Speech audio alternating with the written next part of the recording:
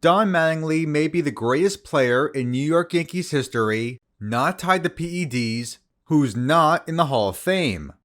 His resume is nothing short of amazing. It's good enough to rival all-time star players. However, 30 years after retiring, he still sees himself outside of Cooperstown. This could change as soon as next month, as he's up for election via the Veterans Committee. Just how good was he, and should he be elected into the Baseball Hall of Fame? Don Mattingly was a first baseman who played in Major League Baseball for 14 seasons, from 1982 to 1995, all with the New York Yankees. In his career, Mattingly played in nearly 1,800 games and came to the plate nearly 7,800 times. He slashed .307 with a .358 on base and .471 slugging for an .830 OPS and 127 adjusted OPS. He has over 2,150 hits, which includes nearly 700 extra base hits, scored over 1,000 runs, and has nearly 1,100 runs batted in, has over 3,300 total bases, reached base nearly 2,700 times, and earned 42.4 WAR. He's a 6-time All-Star, 3-time Silver Slugger Award winner, 9-time Gold Glove Award winner, and received MVP votes in 7 seasons. That includes winning the American League MVP award in 1985. I think those numbers and accolades speak for themselves. You don't bat over 300 while winning a slew of awards by accident. With that being said, just how good was Don Mattingly when compared to others during his time, as well as compared to players throughout baseball history? During his career from 1982 to 1995, Mattingly ranks inside the top 10 in extra base hits, runs batted in, and total bases.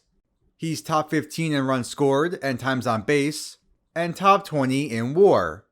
Among exactly 20 players with at least 7,500 plate appearances in this span, Mattingly has the 7th highest OPS and 6th highest adjusted OPS.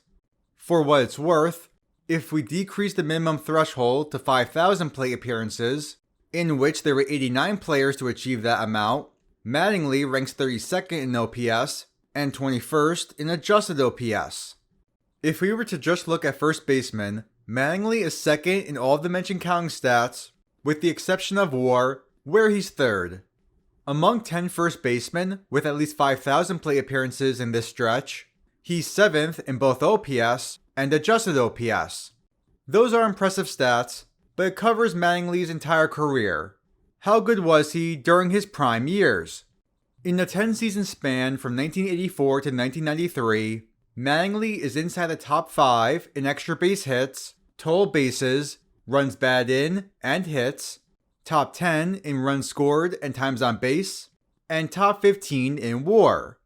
Among 45 players with at least 5,000 plate appearances here, Mattingly has the 5th highest OPS and 4th highest adjusted OPS. If we look at just first baseman again, he's first in every single mentioned counting stat, with the exception of times on base, where he ranks second. There were 24 first basemen with at least 3,000 plate appearances in this 10-year span, and of that group, Mattingly has the 8th highest OPS and 7th highest adjusted OPS. All of that was in comparison to players during his era. How good was he when compared to players all time? Throughout the history of Major League Baseball, Mattingly ranks inside the top 230 in hits, extra base hits, runs batted in, and total bases. He's top 320 in times on base and WAR, and top 350 in runs scored. Of the 367 players in MLB history to come to the plate at least 7,500 times in their career, Mattingly has the 125th highest OPS and 110th highest adjusted OPS. Looking once again at players at the same position, Mattingly all-time ranks inside the top 50 in hits, WAR, extra base hits, and total bases, and top 60 in RBIs, runs scored, and times on base. Of the 145 first basemen with at least 5,000 plate appearances, Mattingly has the 50th highest OPS and 45th highest adjusted OPS. For what it's worth, again, if we increase the minimum threshold to 7,500 plate appearances, in which there's been 61 first basemen with that many, Mattingly has the 32nd highest OPS and 28th highest adjusted OPS. That was a lot said, so to sum up everything mentioned so far, during his time in baseball, Don Mattingly was around a top 10 to 15 player in the league. He has high placements in various counting stats, with an excellent OPS and adjusted OPS. For players at the same position, he's the clear-cut second best in production, only trailing Hall of Famer Eddie Murray. Looking at his prime years, Mattingly is around the top 5 player in baseball. Most of his stats are somewhere in or around the top 5. For first baseman, that kinda depends on what you look at. When it comes to counting stats, Mattingly was the best at his position, being number 1 in basically everything. However, when it comes to analytical stats, such as OPS and adjusted OPS, his rankings are just outside the top 5. Was he the best first baseman during that span since he was the most productive? Or is that more so a reflection of having a significantly higher number of plate appearances than everyone else? I'm sure you all watching will let me know what you think. Ironically, if we look at players all time, it's the complete opposite scenario. Mattingly's counting stats are lacking, as he's outside the top 200 everywhere. Although, compared to those with a similar amount of playing time, he's just inside the top third of players in OPS and adjusted OPS. As for first baseman all time, his stats suggest he was top 50 at his position, as most of his career numbers rank around 50th. Even if we look at the integration era, which is 1947 to present day, Mattingly's WAR, OPS, and adjusted OPS all rank somewhere around 30th best for first baseman.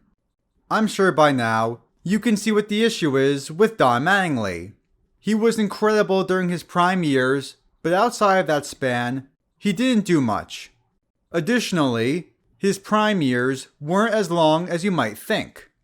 From 1984 to 1989, Mattingly had 4,100 plate appearances, where he had a 902 OPS and 147 adjusted OPS, along with earning 33.0 WAR. Pretty good, but from 1990 to 1995, Mattingly came to the plate 3,300 times, where he had a 750 OPS, 105 adjusted OPS, and earned just 9.0 WAR. There was a 5-year span where Don Mattingly was one of the best players in the league, but outside of those 5 years, he was only average at best. If you're unaware, he suffered from back injuries starting in 1990, which obviously had a detrimental effect on his playing ability. It's for that reason why I would argue Don Mattingly should not be elected into the Baseball Hall of Fame. His prime years were too short, and while they were unbelievable, it wasn't historic enough to justify a Hall of Fame induction. I'm sure some people may argue that Mattingly's total career numbers were still good enough to be inducted into the Hall. To that, I disagree, because there were several other first basemen just as good as him that aren't Hall of Fame worthy. Mattingly again in his career has 42.4 WAR, an 830 OPS, and 127 adjusted OPS. To look at a few first basemen to put up similar numbers, Kent Hrbek has 38.6 WAR, an 848 OPS, and 128 adjusted OPS. Adrian Gonzalez, 43.6 WAR, 843 OPS, 129 adjusted OPS. Mark Teixeira, 50.5 WAR, 869 OPS, 126 adjusted OPS. Boog Powell, 39.1 WAR, 822 OPS, 134 adjusted OPS.